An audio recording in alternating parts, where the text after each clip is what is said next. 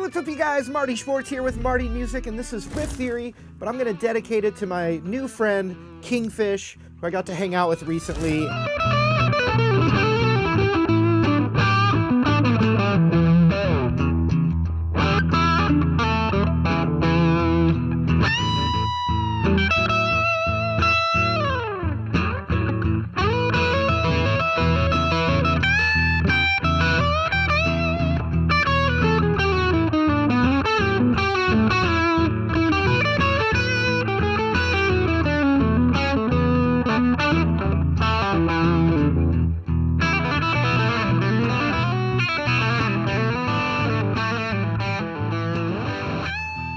We were talking about some of the newer licks that I was hearing him play that were a little jazzier, a little more modal sounding.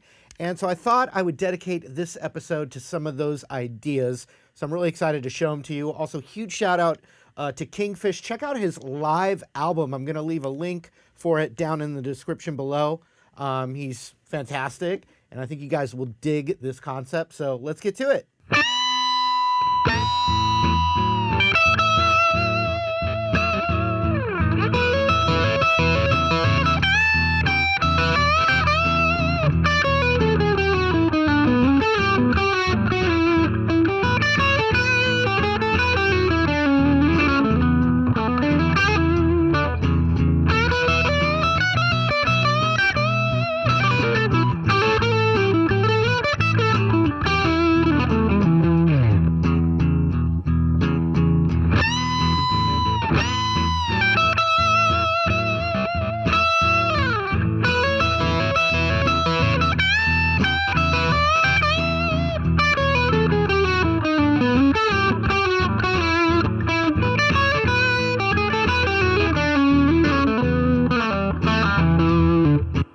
Okay, so this is a blues solo that's in the key of E, but the solo itself starts on the 4 chord.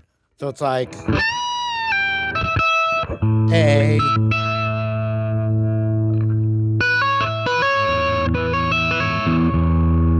then the A chord again, back to E. Then the turnaround, B7. Back to E. But there was a few little pieces that I really wanted to focus on. And so it kind of starts with the classic Stevie Ray or blues hero kind of thing. So over the 4 chord, you know,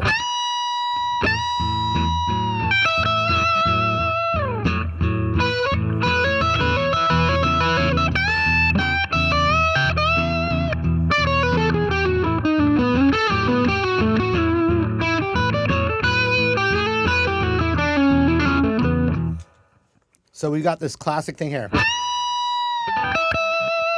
And that's from the E blues scale, or you could even see this E minor pentatonic scale I show all the time.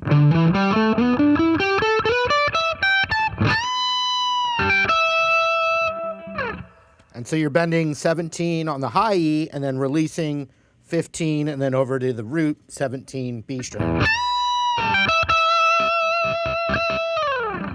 Then this little kind of E major thing.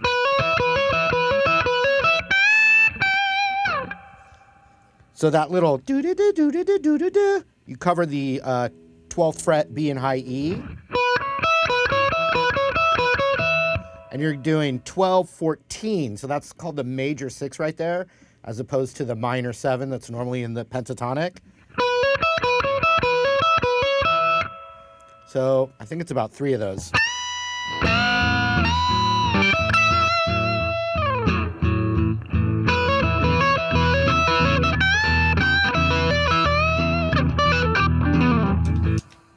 So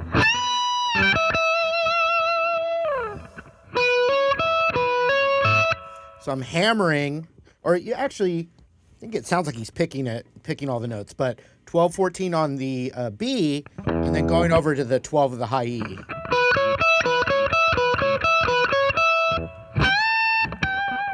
and then back to the minor pentatonic, so you'd be bending the 15th fret up a whole step and back.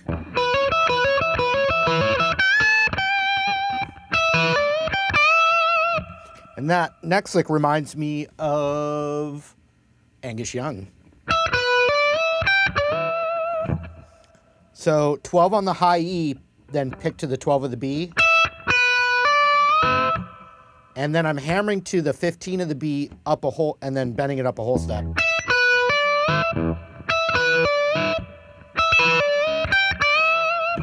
And once it's bent up, I hit the 15 of the high E, and then back to the B bend.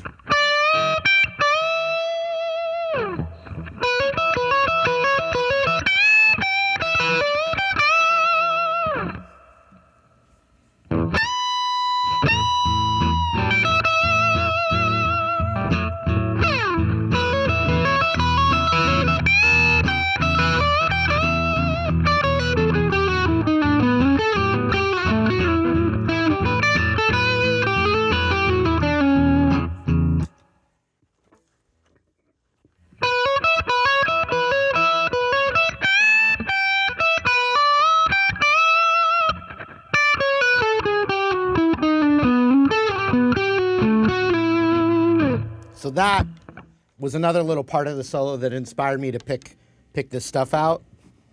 Goes to the 4 chord, and 1 and 2.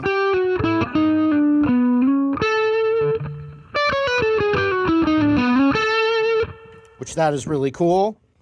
It's 15, 14, 12 on that B string. And then we're going to do chromatic, meaning a sequence of half steps. 14, 13, 12, 11 on the G string. And I'm doing it by going pick, pick, pick, slide on that last one.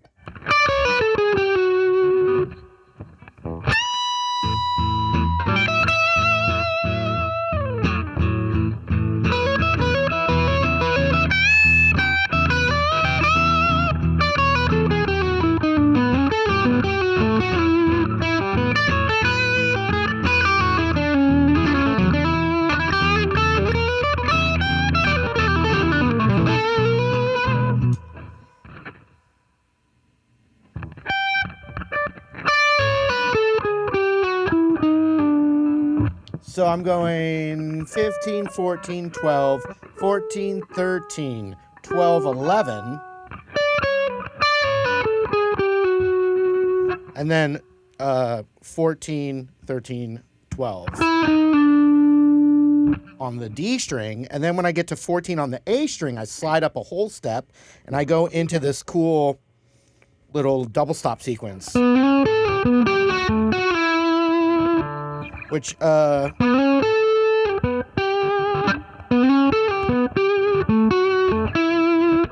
thinking of that as A7 right there.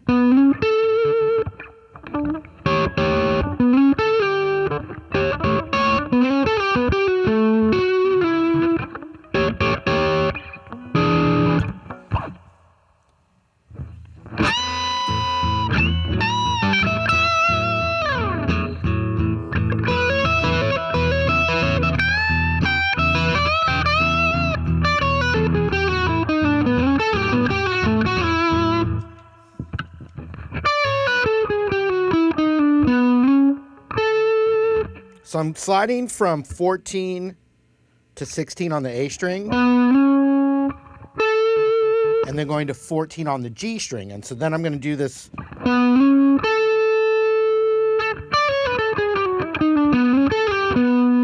So that slides down to 12, the G slides down to 12, and then I hit 14 on the A. And then I slide that down to 11. So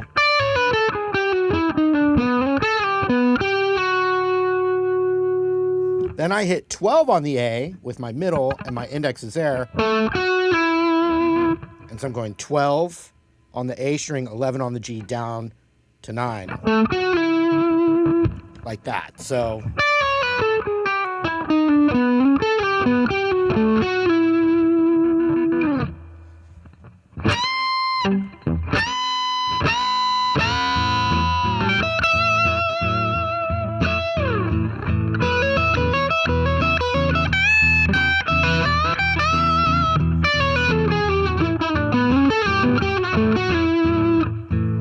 So then he goes into this really cool thing. Whenever you hear like a blues player and all of a sudden it sounds a little jazzier, but like very tasty, a lot of times, and that's what I'm thinking of here, is there's this, when it's A7 in an E blues, you can play A mixolydian. You don't have to even think about it as that name or any theory at all, but it outlines the A7 chord. That's really what that is, that scale. And so there's this really cool position right here that I can think of as A mixolydian. It could also be E Dorian, same thing, but it's this great little... And so the scale itself from that...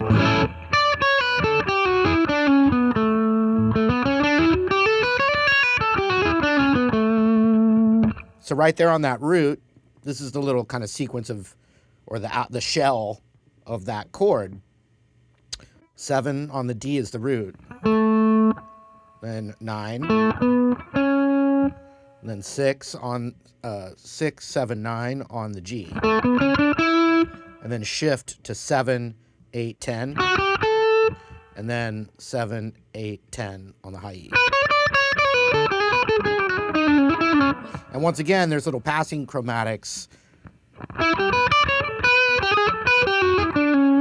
And that's the actual lick he does. That's delicious. And so 9, 8, 7, G, B, high E. And then 10 on the high E. If I just did that in a guitar class, that's actually an E minor 7 arpeggio is what I would see right there. But if you're thinking of it from an A7 perspective, it's the 5th right there, the 7th of it right there, and then the 9 right there. So if I have a, A in the root and you hear that little E minor triad, it actually really sounds like an A9 now. But if I play an E in the bass, it's really an E minor now. Little theory there, mixed in there. So then it goes down to the 9th fret high E. And then 10 on the B.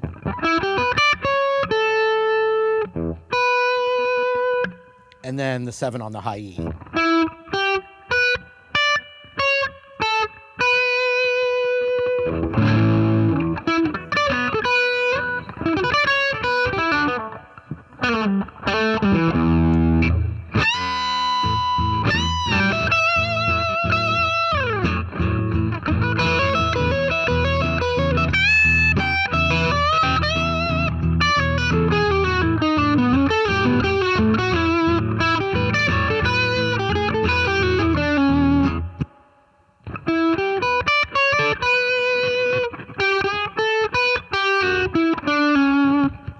So the next little thing, it's got a chromatic. I'm thinking of...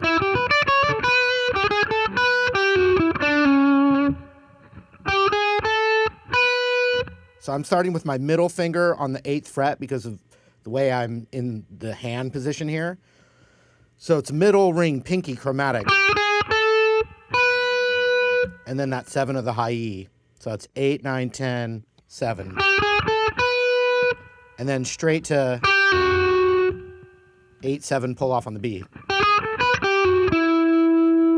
9, 7, 6 on the G. And that's as far as I want to go with like teaching you actual licks. From there, you're right in the E blues anywhere you want for the turnaround. So...